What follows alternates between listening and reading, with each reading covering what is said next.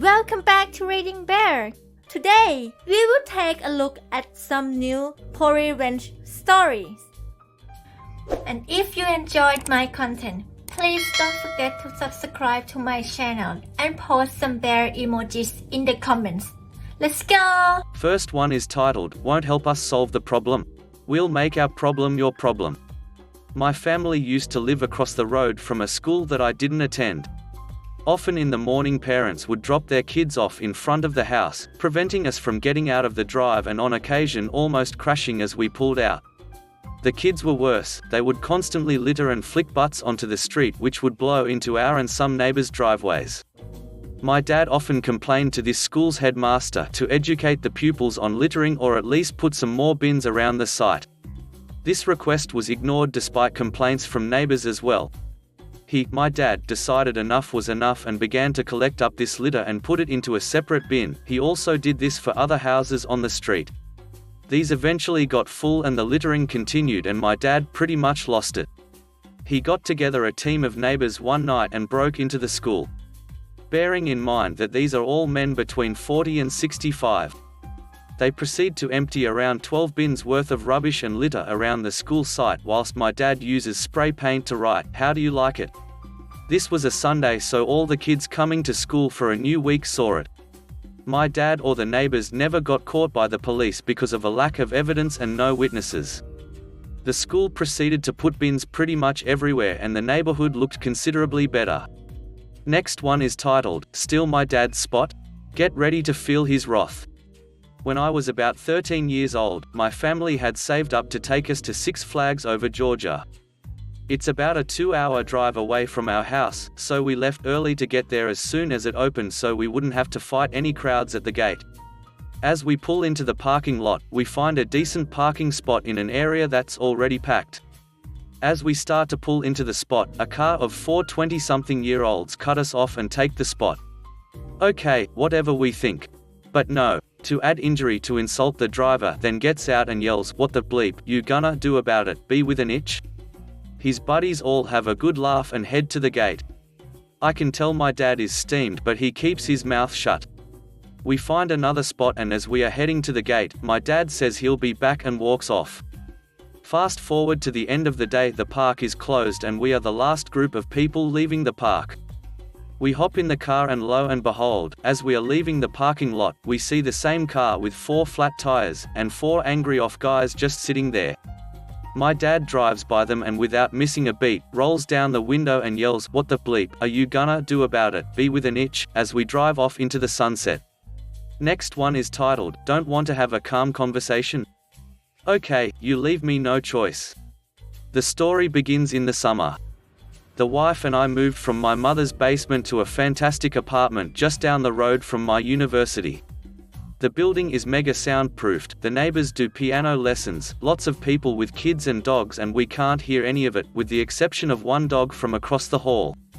The neighbors across the hall are retired, perhaps their senior father lived with them. I'm not sure about that detail. But they were enjoying their retirement, going out all of the time for hours at a time, and whenever they left their dog would bark the entire time. An 8 to 12 hour continuous barking session wasn't uncommon, typically 3 to 7 days per week. Now a few details about myself. I am a dog person, I love them and I understand this little guy is probably just anxious without his owners. I am a student, as mentioned before, and I didn't mind listening to the dog while school was out for summer, but come fall this problem needed to be dealt with. And lastly, I am incredibly patient and kind to a fault. So after 2 weeks of this listening to this dog, I put a sticky note on their door that read something along the lines of, "Hey, just so you know your dog barks constantly when you're not home." Of course, nothing changes, so after another 2 weeks, I put in a single formal complaint that goes something along the lines of, "Hey, the last thing I want to do is cause trouble, but this dog has been barking for a month and it's really annoying. I hope we can all come to a peaceful solution." Over the next week we notice a drastic change, dog no longer barks. It still whines loudly, which is still crazy annoying but an improvement. Also, the noise reduces to about 2 to 6 hours a day, maybe 3 days a week max. Turns out they got anxiety meds for the dog. Regardless, I'm happy. The problem seems to be slowing and perhaps it won't so loud once school starts. A month and a bit go by and I'm writing a timed, online quiz for a class in my home and this dog is barking as it used to when we first moved in. I can't concentrate and it's driving me insane. I leave my quiz and leave another sticky note, this one along the lines of, not a complaint, just letting you know your dog was crazy loud tonight. I'm just about done my quiz when there is a knock on my door. I answer the door and lo and behold, the lady from across the hall, holding my note, looking angry. She asks me if I wrote the note. Yes. Do I understand how frustrating that is? Well, I sure understand the frustration, so, yes. She is screaming at this point. I ask him if she would like to have a calm conversation. She talks over me to say how unfair it is that I would treat her dog like that. I ask again if she would like to have a calm conversation. She talks over me to tell me how much anxiety pills are. Would you like to have a calm conversation? She talks over me again to tell me that the poor dog she leaves at home 8 hours a day has to wear a shock collar because of me. I decided we were not having a calm conversation. Listen here, you piece of crap, you started this, and all I wanted is to live in peace. I take a step into my apartment, she steps towards me as if she is entering. I'm pretty sure I literally hit her with the door when I slammed it in her face. All I know for sure is something stopped her in the middle of screaming the word, a hole, at me. I come back to my computer and see that the quiz timed out while I was arguing with the neighbor. I failed to submit it and got a 0. F this freaking woman. It's Friday night and I am livid, so I start the most meticulous backpedaling. First I make a complaint about her interrupting my homework late at night to yell at me. Next, I move on to texts from my wife. The neighbors had a habit of slamming the door which my wife would text me about. Check the time signature on the texts, find the reference code for the applicable hallway camera, hoping they slammed the door from the outside, and email a single detailed noise complaint. Next slam door text was another separate email as a separate noise complaint. I remember once they parked in our spot once when we came home from Costco. So I do what any sane, reasonable person would do and check the credit card charge timestamp. Separate email parking complaint, noting the 2 camera codes that can see our parking spot. Darn it, I wasted so much time. I print off my original emailed complaint, highlight the words, peaceful resolution, and write the words, "You messed up," at the bottom. The next day their dog is barking for an hour. So I record the noise from the bedroom, kitchen, and hallway. While in the hallway I give the security camera a little thumbs up. I must have looked like a lunatic. I do this every day, multiple times per day. I called bylaw after 10 p.m. as there is a city law about noise at that time. Turns out bylaw in my city has no authority within apartment buildings, however, the bylaw officer let me know the RCMP can issue tickets for noise. So I submit a police complaint. Now a police file is open. By the end of the weekend, I had called the non-emergency line of the RCMP twice. I had her ticketed once and filed 17 individual complaints to my building manager. And I carried on every day, video recordings, audio recordings, witnesses in the hallway. The contractor comes in to fix something on the 3rd floor, he and I get talking and he agrees to smile for the camera while I record the dog barking way off down the hallway. Today I was informed that they have been evicted. Next one is titled, Apes Together Strong. Once upon a time, while I was minding my own business queuing at a store, an entitled person tried to get in front of everyone. "I am in a hurry," she said aggressively. "Let me go first, I don't have to wait like a dog," she added. But the man waiting before me refused and pointed the back of the queue at her. He was the 4th before checking out, I was the 6th. She went to the back, a lot of people were waiting. But still shooting at him, that she is important and has to go first, cursing everyone. 5 minutes, and she's still yelling, and of course, no security here to make her stop. But then, came our hero turn. He took his time to pack his stuff while making eye contact with her, and each item he put in a bag, he would just hesitate, and do it again. He often glanced at us, the common folks waiting for our turn, asking for forgiveness as he surely is wasting our time, but his petty revenge roll credit had to be fulfilled. While she was still screaming, calling the whole of us birds names, the cashier was taking care of the persons before me. The couple also took their time to pack their stuff. And in this queue, a petty revenge friendship was born. We knew that we were wasting everybody time, but she had it coming. I also participated, and I hoped the person's after me too.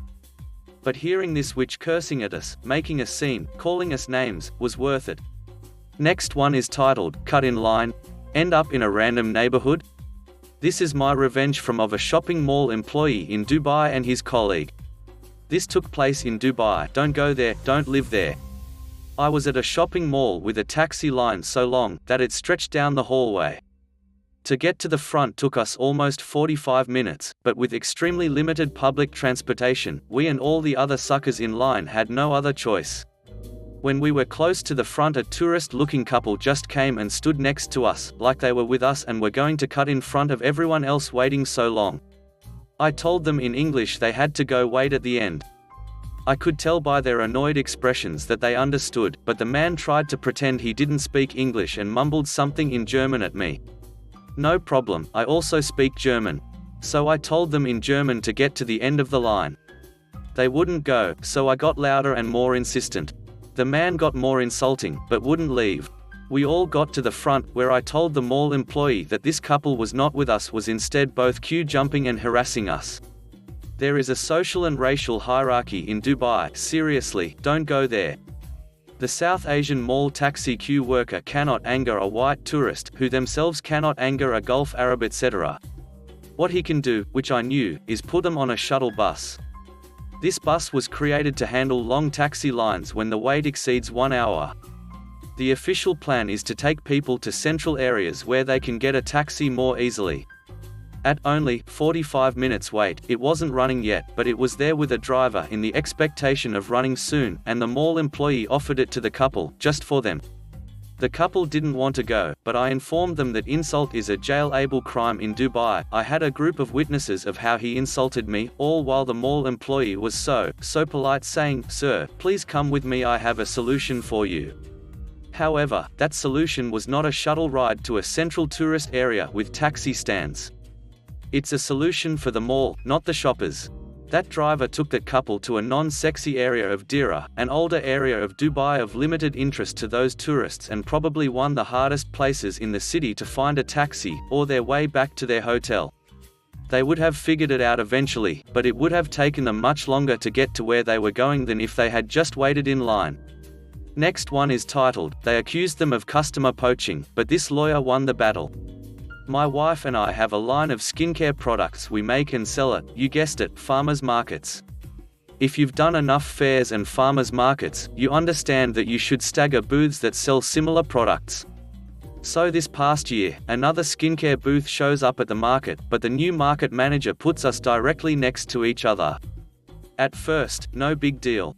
Our products, though on the same spectrum, are at different ends of the spectrum.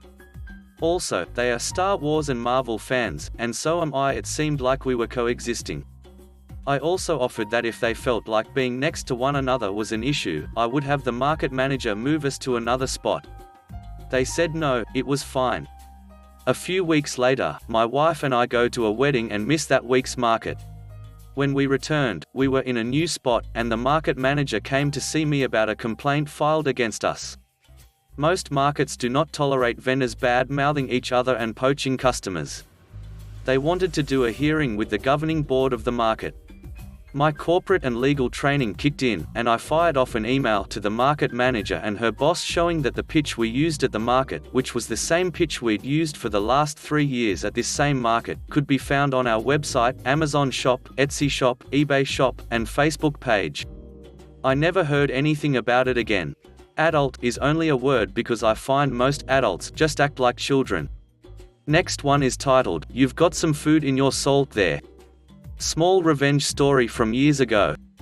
Cast, Dad's friend, John, and Vic, the target whose name I actually don't know, remember. When I was 9 to 13, my dad would meet up with his mate John at John's farm for drinks and catch-ups once a week or two. Sometimes he'd bring me and my brother and we'd explore around the paddocks or the sheep shed, etc. Sometimes John would have food for all us to eat, and sometimes John would have other friends around who'd drink and joke, catch up with Dad. One of them, Vic, was a dick to me. He'd offer me a pack of chips, then when I took 'em they'd be empty and he'd laugh at me. He'd hide my drink, non-alcoholic, when I wasn't looking and laugh as I tried to find it, and he'd ask me questions I didn't understand, then laugh when I was confused by them. Real juvenile, yet annoying crap. One time John had made lamb chops for me, my brother, Dad, another friend who's not integral to the story, and Vic. Vic was being a dick again and decided to mock me for not massively salting my lamb chops. He'd chuckle at me and say, "You know, real men like lots of salt on their meals, builds muscle." Or, "Come on kid. You're supposed to salt it, not sprinkle it." I don't know, he was weird. Having had enough of his insistence on salting food, I took the salt shaker when he wasn't looking and poured a decent amount of it into his beer bottle, then unscrewed the top and left it by where he put his plate of food usually. Sure enough, he saw my chops and started scoffing at the lack of salt on them before sitting down and burying his chops in salt. Vic, Dad, the other guy and John all stared at Vic's salt pile garnished with lamb chops in disbelief. Unable to hold back the biggest crap-eating grin, I innocently asked him, "I thought real men liked lots of salt on their food?" Everybody except Vic burst out laughing at him for getting dunked on by a, at the time, 11-year-old. He grumbled something under his breath, then took a hearty swig of his beer, before coughing and rushing out the door to spit it out. Again I asked him, "Don't like salt after all? Guess you're not a real man then." By now everyone but Vic was red in the face, laughing and barely staying on their seats. Vic wasn't happy but swallowed his pride and ignored me the rest of the day.